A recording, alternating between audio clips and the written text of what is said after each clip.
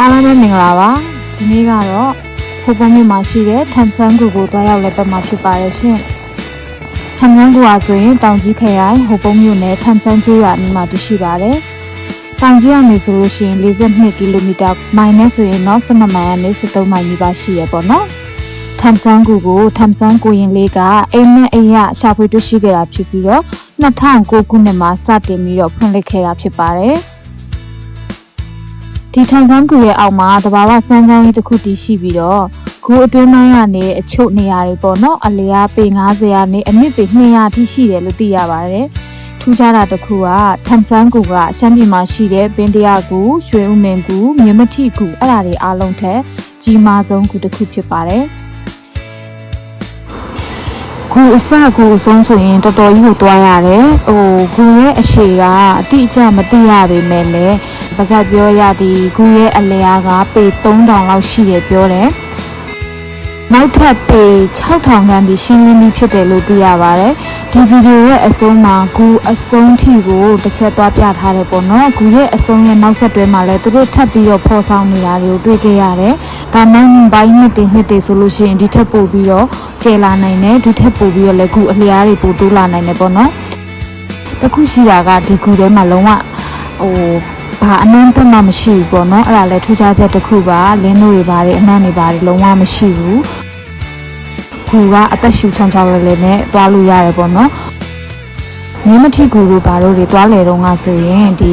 ပြောရရင်လင်းတို့ချီတွေပေါ့နော်အဲ့အနှံ့တွေရတယ်အခုလဲကျင်းတယ်ပေါ့နော်ဒီထမ်ဆန်းကူဟာဆိုရင်တော့တကယ် area အကျယ်ကြီးပေအကျယ်ကြီးကိုမှလွတ်လွတ်လပ်လပ်ပပနဲ့လုံးဝလေ့လာလို့ရတယ်တမိုင်းချမ်းစိတ်ဝင်စားတဲ့လူတွေဆိုရင်ပို့ပြီးတော့လာရောက်လေ့လာသင်တဲ့နေရာတစ်ခုဖြစ်ပါတယ်မြင်တွေ့နေရတဲ့ဆရာတော်ဖျားတော့ထမ်ဆန်းကူကိုအိမ်မက်အရာစတင်ဖော်ဆောင်ခဲ့တဲ့ကိုရင်လေးအရှင်ပေါလိတာပဲဖြစ်ပါတယ်ရှင်ကိုရင်လေးဟာဆိုရင်ဒီထမ်ဆန်းကူကိုလာရောက်တဲ့ချိန်မှာဒီနေရာလေးမှာပဲတရင်သုံးတယ်ဒီနေရာလေးမှာပဲအပူဇော်ခံတယ်ပေါ့နော်စိတ်ကောင်းကြနဲ့ပဲကိုရင်လေးဟာ COVID-19 ရောဂါနဲ့2021ခုနှစ်စက်တင်ဘာလ1ရက်နေ့မနက်ပိုင်းမှာပဲပြန်လည်တော်မူသွားခဲ့ပါတယ်ရှင်အခုမြင်တွေ့နေရတာကတော့တဘာဝကြောက်စက်ရည်ဖြစ်ပါတယ်ဒေသခံတွေရဲ့အယူအဆတစ်ခုရှိပါတယ်ရှင်။အဲ့ဒါကတော့ထမ်ဆန်းကူကိုရောက်ရင်ဒီရဲ့ကြောက်စိတ်ရည်ကိုယောဂဗျာတွေကင်းဝေးစေတယ်။အနာယောဂတွေကင်းဝေးစေတယ်ဆိုပြီးတော့အယူဆွဲနဲ့ဒီဟာကိုတောက်သုံးကြတာပဲဖြစ်ဖြစ်လိမ့်ကြံကြတာပဲဖြစ်ဖြစ်လုံးလေးရှိကြပါတယ်ရှင်။အခုမြင်တွေ့နေရတာကတော့ထမ်ဆန်းကူအတွင်းပိုင်းမှာရှိတဲ့ကြောက်စိတ်ပန်းဆွဲတွေကိုမြင်တွေ့နေရတာဖြစ်ပါတယ်ရှင်။ထမ်ဆန်းကူအတွင်းပိုင်းမှာဆိုလို့ရှိရင်ဒီလိုမျိုးပုံစံမတူဒီဇိုင်းမတူတဲ့ကြောက်စိတ်ပန်းဆွဲပေါင်းများစွာကိုရင်သက်ရှုမောစွာနဲ့တွေ့နေရမှာပဲဖြစ်ပါတယ်ရှင်။တကယ်ကိုလေ့လာရတာဝါသနာပါတဲ့သူတွေဆိုလို့ရှိရင်ဒီထမ်ဆန်းကူကိုမဖြစ်မနေလာရောက်ပြီးတော့လေ့လာဖွံ့ဖြိုးဖို့ဖိတ်ခေါ်လိုက်ပါတယ်ရှင်။အဲ့ဒီနေပြီးတော့မှနည်းနည်းလေးထပ်ပြီးတော့ဆက်သွားလိုက်ရဲ့เนาะတွေ့ပါပြီရှင်ဒါကတော့ဂူရဲ့လမ်းအဆုံးပဲဖြစ်ပါတယ်တခြားလေးကြည့်လိုက်တဲ့အချိန်မှာဟိုးအတွင်းထဲမှာလည်းတော်တော်လေးကြဲကြဲလေးတွေ့ရတဲ့အနေထားကိုတွေ့ရပါတယ်ရှင်နာလာမဲ့နှစ်များမှာတော့ထပ်ပြီးတော့ထမ်ဆန်းကူကဒီထပ်ပို့ပြီးတော့ပေလေးထပ်ပြီးရှိလျားနိုင်ပါတယ်အခုဆိုရင်ဒါထမ်ဆန်းကူရဲ့ပေအကျယ်ကပေပေါင်း3000ကျော်လို့ကြားသိရပါတယ်ရှင်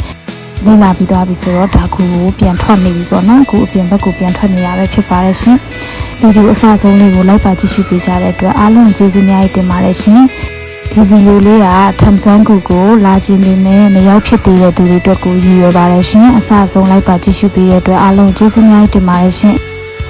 ဒီထက်စိတ်ဝင်စားစရာကောင်းတဲ့ဗီဒီယိုလေးကိုထပ်မံတင်ဆက်ပေးသွားမှာဖြစ်လို့အခုကောင်းလေးကို like and follow လုပ်ထားပေးဖို့မမေ့နဲ့နော်